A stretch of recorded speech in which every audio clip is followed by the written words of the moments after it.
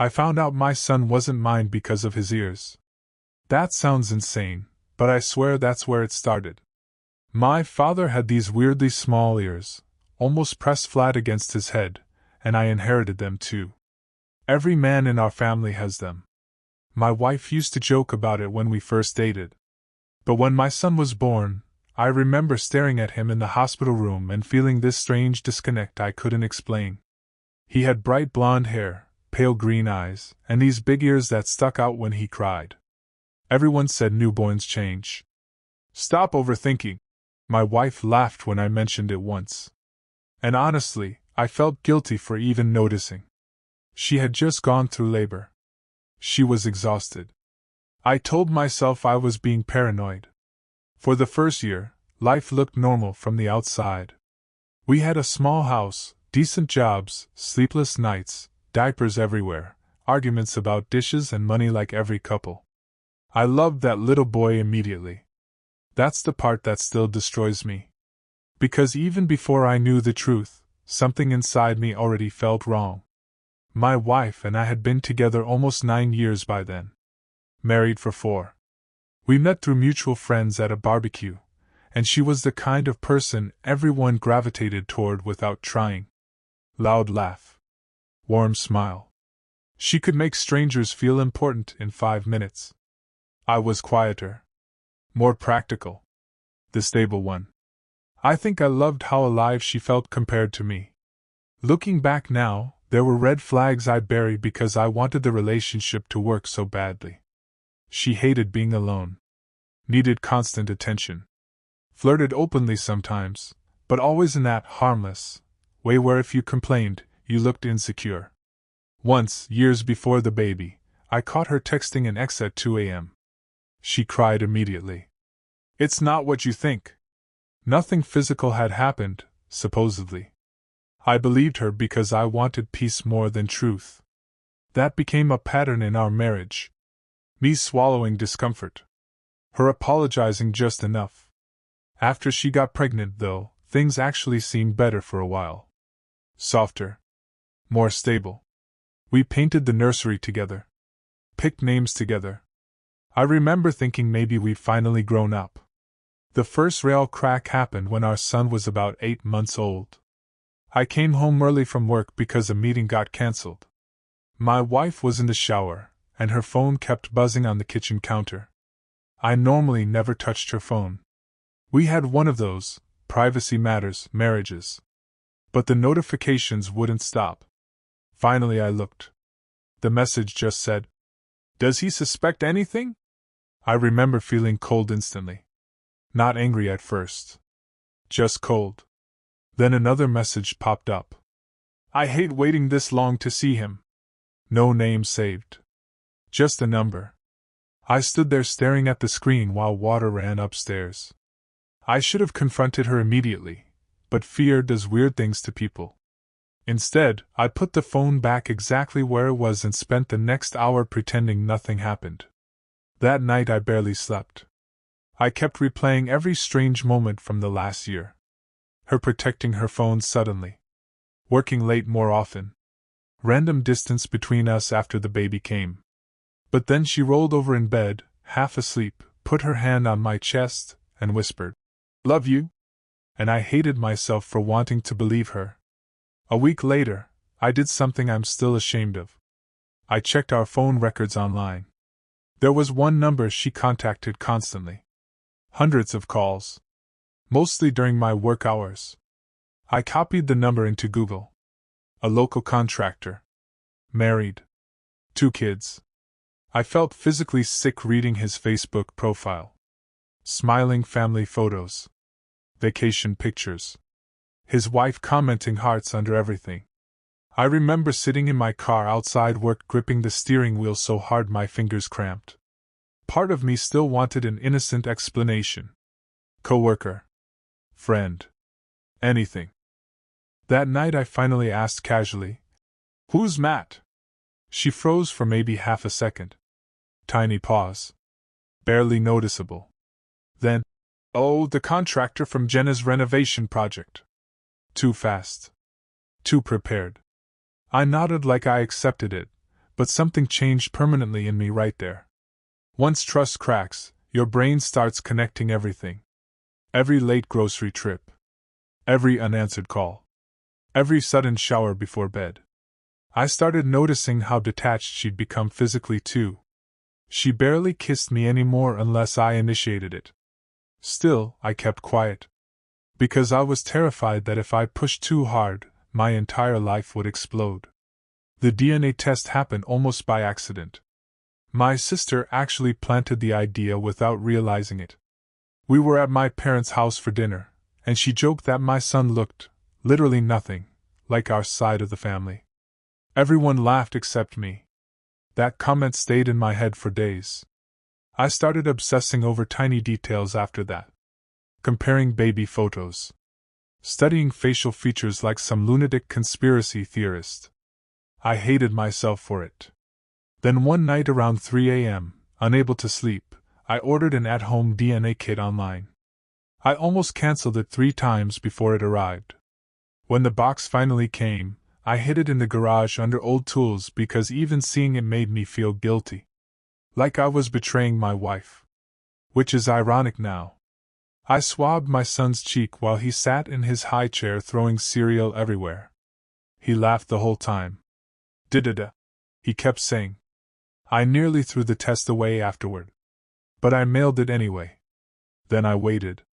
Those were probably the longest 10 days of my life. I convinced myself I was crazy. I prayed I was crazy. The email came while I was at work. I remember every detail of that moment. Rain against the office windows. Half-finished coffee beside me. Coworkers talking nearby about fantasy football like normal life was still happening. I opened the results on my phone expecting relief. Instead I saw, "Probability of paternity 0%. That was it. One sentence. My body reacted before my brain did. My hands started shaking so badly I dropped the phone onto the floor. I actually picked it back up thinking maybe I read it wrong. I hadn't. I went to the bathroom and locked myself in a stall for almost 40 minutes. I couldn't breathe properly. It felt like every memory from the last decade suddenly became contaminated. Our wedding. The pregnancy announcement. Holding my son for the first time. None of it felt real anymore. I remember texting my wife only 3 words. "We need to talk." She replied instantly. "What's wrong?" I stared at that message for a long time wondering how someone could lie so completely while sounding so normal. When I got home, she was waiting at the kitchen table already crying. That terrified me more than if she'd acted confused. Because somehow she already knew. I threw the printed DNA results onto the table without saying anything. She looked at the paper once and covered her mouth. Then silence. Long horrible silence. Finally I asked, "Who is he?" Not even yelling. Just numb.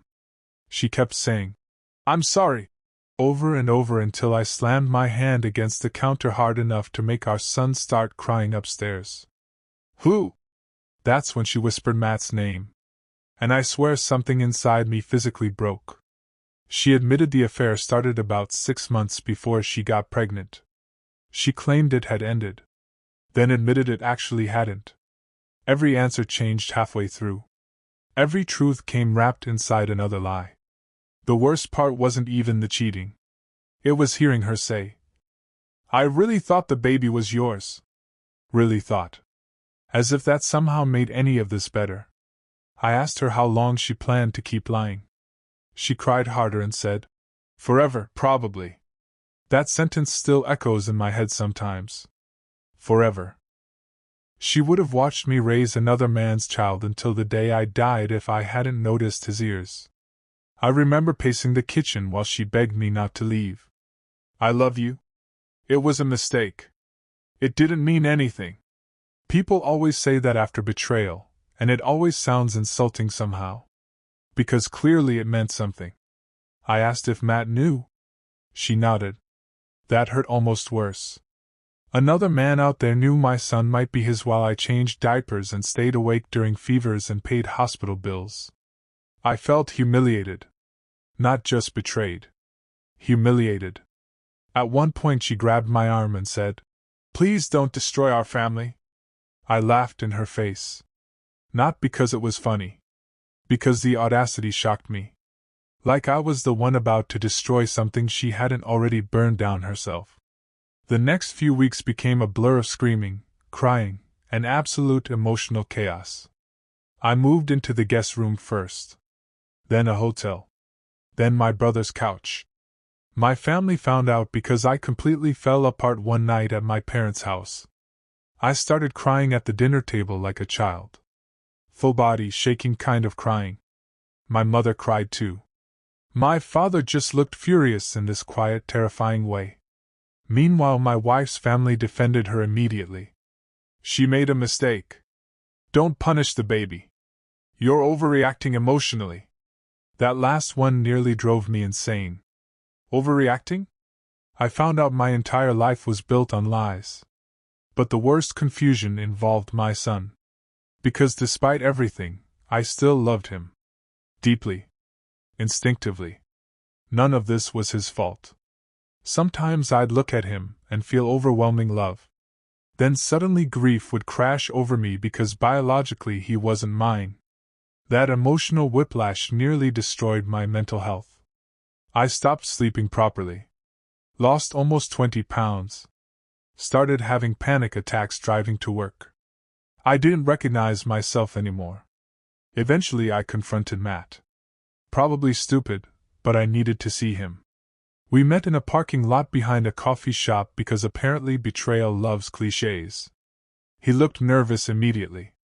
I asked him one question. "Did you know there was a chance the baby was yours?" He rubbed his face and quietly said yes. That answer made me see red. Apparently my wife told him early in the pregnancy but later claimed the timeline proved I was the father. He believed her because believing her was convenient. Just like I had. The thing that shocked me most was how ordinary he looked. Not some charming movie villain. Just a tired middle-aged guy in work boots. He kept saying, "I never meant for this to happen." I finally snapped and said, "But it did happen." Then he admitted something worse. The affair had continued after the birth too. At least twice. I drove away shaking so badly I had to pull over on the highway because I thought I might crash. Every new truth felt designed specifically to torture me. The legal side turned ugly fast. Because once paternity became an issue, everything changed. Lawyers. Custody discussions. Financial arguments. People suddenly talking about my son like he was paperwork instead of a human being. My wife begged me not to remove my name from the birth certificate. "You're his dad emotionally." Emotionally. That word made me sick. I didn't know what I was anymore. The court process dragged for months. During that time, I still visited my son regularly because the idea of disappearing from his life overnight felt cruel. But every visit hurt. He'd run toward me smiling, yelling, "Daddy!" And my heart would break all over again. Friends started choosing sides too. Some thought I should forgive her. Others told me to cut all contact and start over. Like human attachment works like flipping a switch. Meanwhile, my wife alternated between sobbing apologies and angry accusations. "You're abandoning him." No matter how many times she said it, part of me feared she was right. That guilt consumed me constantly. I started therapy because I genuinely thought I was losing my mind. Before all this, I'd never understood how betrayal could physically affect someone. But it does. I couldn't eat. Couldn't focus. Random smells or songs would trigger memories and suddenly I'd feel nauseous. The therapist told me betrayal trauma often mirrors symptoms of PTSD. That made sense. My entire reality had been rewritten without my consent. One thing I admitted in therapy that I never told anyone else was this. Sometimes I resented my son. Not him specifically. What he represented. And admitting that filled me with shame. Because he was innocent. But every time I looked at him, I saw evidence of what she did. Then immediately afterward I'd hate myself for even thinking that way. I became emotionally trapped between love and pain. That's the hardest part people don't understand. DNA matters emotionally more than people want to admit. But bonding matters too. And when those two things collide, it tears something apart inside you. About a year after everything exploded, my marriage officially ended. The divorce itself felt less painful than the months leading up to it. By then I was emotionally exhausted. My wife cried through the entire final hearing. I didn't. I felt hollow more than sad. What surprised me was how quickly other people moved on. Friends stopped asking questions. Family stopped checking in as often. Life continued for everyone else while mine still felt frozen in that kitchen with the DNA results on the table. Matt eventually left his own wife too. Last I heard, he was trying to build a relationship with the child. That part destroyed me in ways I still can't explain. Because technically he had every right. But emotionally it felt like someone replacing me while I was still alive. My son got confused too. One day he asked why he had two daddies. I went into the bathroom afterward and cried quietly so he wouldn't hear. No child deserves that kind of confusion. People assume time heals betrayal. I don't think that's true. I think time just teaches you how to carry it without collapsing publicly. Even now, years later, certain things still trigger me unexpectedly. Someone leaving their phone face down. A delayed text reply. Hearing couples joke about cheating casually. I became suspicious of everything for a long time. Dating afterward was nearly impossible. I sabotaged relationships before they got serious because trust felt dangerous. The saddest part is that I still sometimes miss my ex-wife. Not who she actually was. The version of her I believed existed. I mourned a person who was partly fictional. And honestly, sometimes I still miss being my son's unquestioned father too. There's distance between us now. Not complete separation, but distance. I hate that. I hate what all the adults did to him. Sometimes I wonder if I should have stayed and pretended ignorance forever. But then I remember the lies. The manipulation. The humiliation. And I know that would have destroyed me eventually too. I'm writing this because I still don't fully know how to process any of it. Some days I feel anger. Some days grief. Some days nothing at all. What scares me most is how normal deception can look while it's happening. There were mornings my wife kissed me goodbye after spending the night texting another man. There were family photos taken while she carried this secret alone. And I never knew. That realization changes something fundamental inside you. I used to think trust was automatic in love. Now I think trust is actually blind faith mixed with hope. Would I do the DNA test again if I could go back? Yes. Even knowing it detonated my life. Because living inside a lie would have been worse. But I also wish people understood that discovering a child isn't biologically yours doesn't magically erase love. That child was still my son in thousands of meaningful ways. That's what makes this kind of betrayal so brutal.